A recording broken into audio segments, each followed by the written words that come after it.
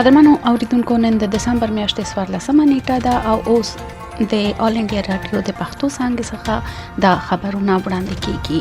د خبرونو سرټکي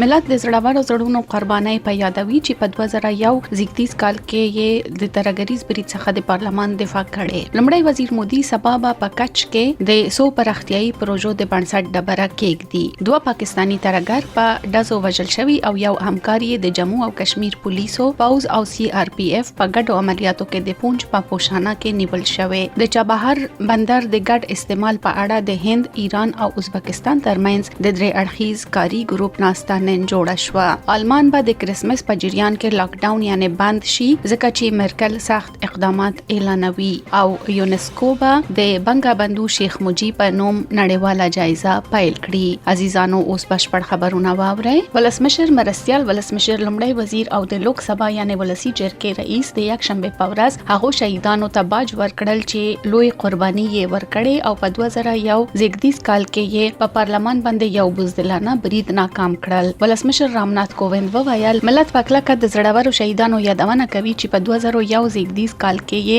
د نن ورځ په نیټه د پارلمان په دفاع کې خپل ژوند له لاسه ورکړل. مرستیال ولسمشر ام وینکایا نایډو وویل هغه زړورو کسانو ته درناوی وړاندې کوي چې په 2001 زیږدیز کال په پارلمان د ترګریز برید څخه زموږ د دیموکراسي معبد د دفاع لپاره لوی قرباني ورکړل. لومړی وزیر نریندر مودي وویل موږ په 2001 زیږدیز کال کې د نن ورځ په نیټه په خپل پارلمان باندې د بزدلانه برید هیڅ کله نه ایرو. نوموړي وویل موږ د هغوی زړورتیا او قربانۍ په یاد لرو چې زموږ د پارلمان په ساتنه کې خپل ژوند له لاسه ورکړل. ښاغلی مودي وویل هند باطل له دوی مننه وکړي. لومړی وزیر نریندر مودي به سبا د ګجرات ایالت د کچ ښار ډورډو څخه لیدنه وکړي او په هغه ایالت کې به د 100 پرمختیايي پروژو د بنسټ ډبره کېږدي. په دې پروژو کې د اوبو د پاکولو او خواږه کولو فابریکه، د هایبریډ نوې کېدو وړ انرژي پارک او د شودو پروسس کولو او بسته‌بندي کولو بشپړ اتومات دستګاه شامل دي. لومړی وزیر نریندر مودي به د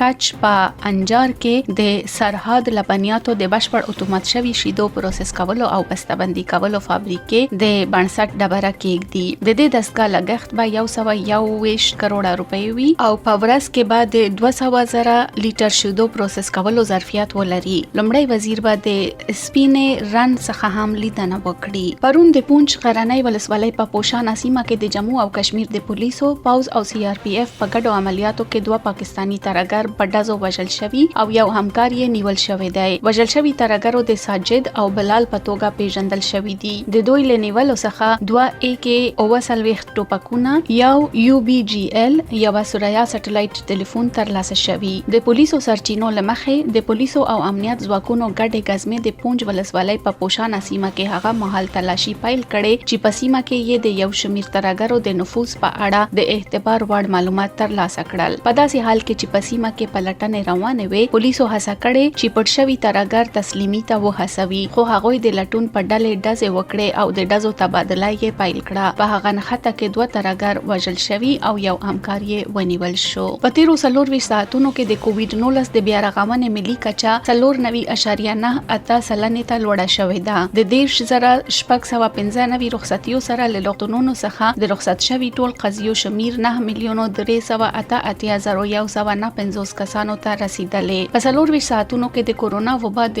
22,091 قضیو سره د هندستان ټولې پیښې 9,884,100 کسانو ته رسیدلې. د روغتیا وزارت وویل په 24 ساعتونو کې د 349 مړونو سره د مړو شمیر 143,355 کسانو ته رسیدلې. ټول فعال قضیې اوس په 352,580 کسان دي. ICMR وویل تر پرون پورې 15 کروڑه 4 میلیونو 516,990 نمونه آزمایښت شوي ول. له دې جملې څخه 855,150 نمونه پرون و آزمول شول. د چابهار بندر د ګډ استعمال په اړه د هند، ایران او ازبکستان ترمنځ د درې اړخیز کاری ډلې ناسته نن به په مجازي ډول جوړ شي. د بهرنیو چارو وزارت په یو بیان کې وویل هند د ازبکستان له علاقې څخه هرکلی کوي چې د چابهار بندر د ترانزیت بندر په توګه وکاروي. د وویل دا به د سیمې سوداګرو او سوداګریزې ټولنې لپاره اقتصادي فرصتونه خلاص کړي. د ازبکستان سربېره د مرکزی اسیا نورو هیوادونو هم د دې بندر کارولو سره علاقه خوده. یاد وزارت وویل هند غواړي په دې سلسله کې د سیمې له هیوادونو سره لنګدای همکاري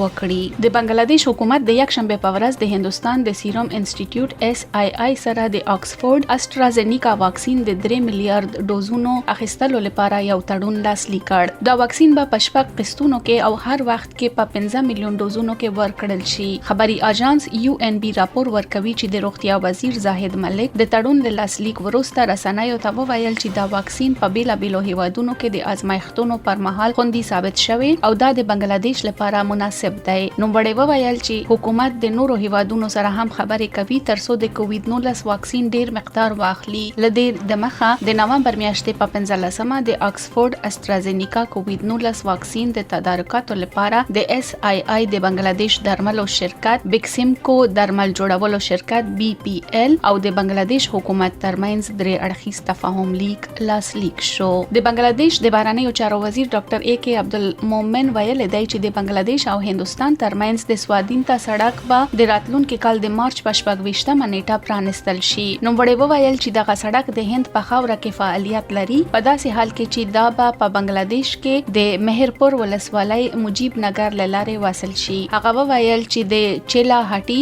هلدیر بری ریل پټلۍ چې تر 1915 زیږدیز کال پورې فعال و د دسمبر په 18مه نیټه د دوړو لمړی وزیرانو ترمنځ د سرمشريزې غونډې په جریان کې به پرانستل شي. د بهرنیو چارو وزیر ډاکټر مومن د یک شنبه په ورځ په ډاکا کې د رسنیو غړو سره خبرې پکول وویل چې د دوړو هیوادونو اړیکې تاریخي وي او وخت یې آزمویل شوی وو.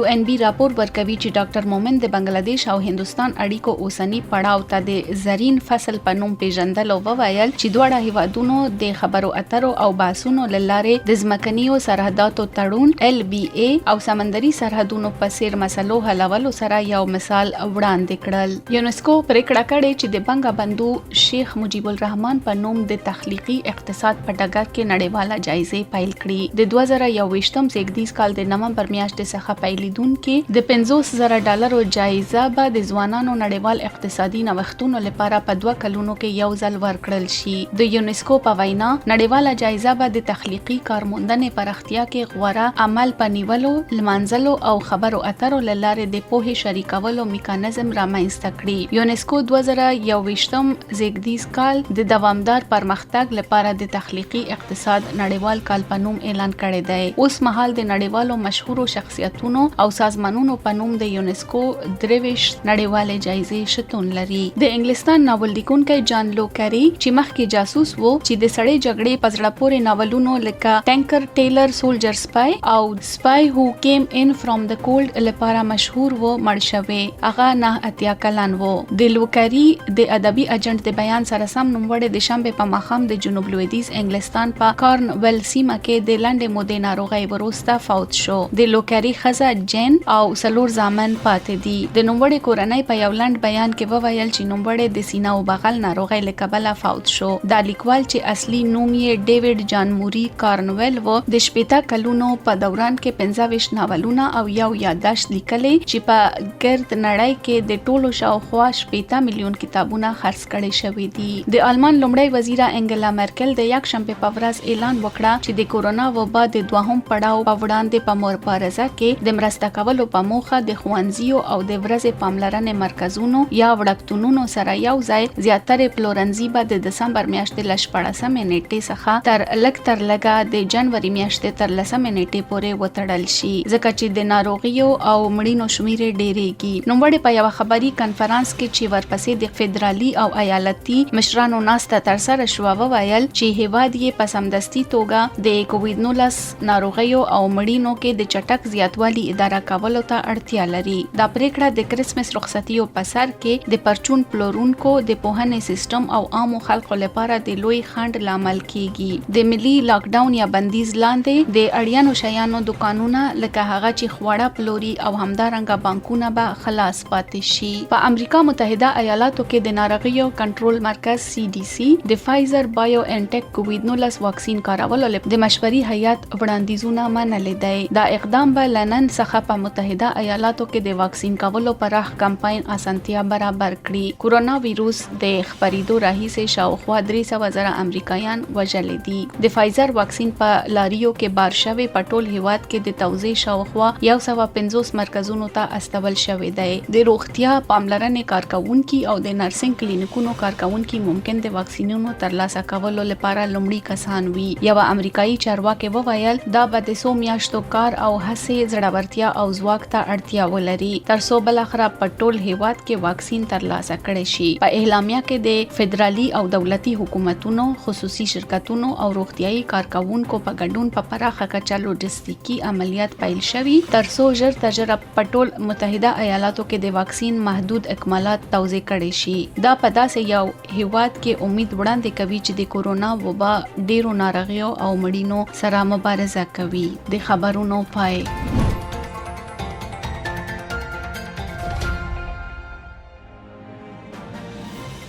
د نن خبره په پاکستان کې د مخالفین وکیلان به استعفا ورکړي. لیکنا د معین الدین خان ژباړه پشپا کماری.